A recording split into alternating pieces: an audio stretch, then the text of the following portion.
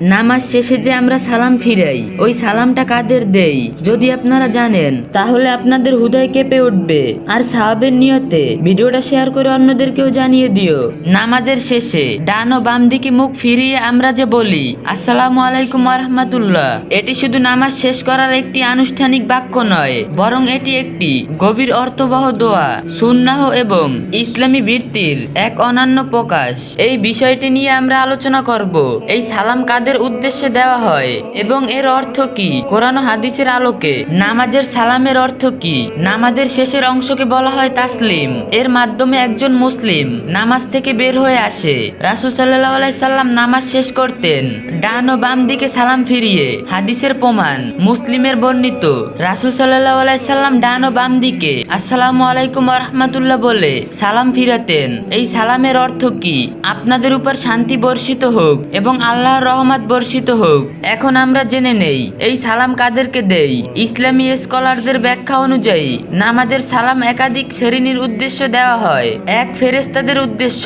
আমাদের ডান ও বাম পাশে দুজন ফেরেশতা কিরামান কাতিবিন অবস্থান করে, যারা আমাদের আমল লিখে রাখেন। সালামের মাধ্যমে তাদের প্রতিও শান্তি কামনা করা হয়। দুই, মুসলিমদের উদ্দেশ্যে। জামাতে হলে যদি জামাতে নামাজ আদায় করা হয় তাহলে পাশে থাকা মুসলিমদের প্রতিও এই সালাম পৌঁছে যায়। হাদিসের বর্ণিত, রাসূল সাল্লাল্লাহু আলাইহি সাল্লাম ডান দিকে সালাম ফিরাতেন এমন ভাবে যে তার গালের শুভ্রতা দেখা যেত এবং বাম দিকে একইভাবে। এটি প্রমাণ করে সালাম উপস্থিত মুসলিমদের প্রতিও একটি শুভেচ্ছা। তিন, নিজের জন্য দোয়া। এই সালামটি একটি দোয়া, এটি নিজের জন্য প্রযোজ্য।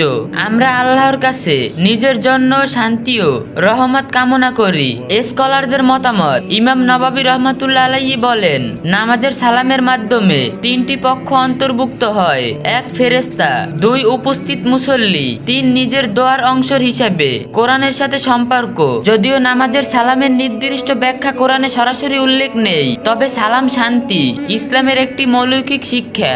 আল্লাহ বলেন, তোমরা পয়গম্বরকে সালাম দাও। সূরা আন-নূর। অর্থাৎ মুসলমানদের মধ্যে সালাম বিনিময় শান্তি ও যা নামাজের শেষে প্রতিফলিত হয়। এক, ইবাদতের সুন্দর সমাপ্তি। জামাতে নামাজ পড়লে সবাই একে অপরের জন্য শান্তি কামনা করে। দুই, দোয়ার মাধ্যমে আত্মশুদ্ধি, নিজের জন্য রহমত কামনা করা হয়, যা আর্থিক উন্নতির সহায়ক। নামাজের সালাম এটি ছোট বাক্য হলেও এর মধ্যে রয়েছে গভীর অর্থ, দোয়া এবং ইসলামী শিক্ষা। আমরা যখন সালাম ফিরাই তখন আমরা শুধু নামাজ শেষ করি না, বরং আমরা শান্তি, রহমত এবং ভালোবাসার বার্তা চারদিকে ছড়িয়ে দেই। ভিডিওটা শেয়ার করে দিও। যদি তোমার মাধ্যমে কেউ এই হাদিসটি জানেন তাহলে তোমার জন্য হবে সেটি সাদকায়ে জারিয়া। আর ইসলামের যে কোনো বিষয় সুন্দরভাবে জানতে এই আইডিটি ফলো দিয়ে রাখুন।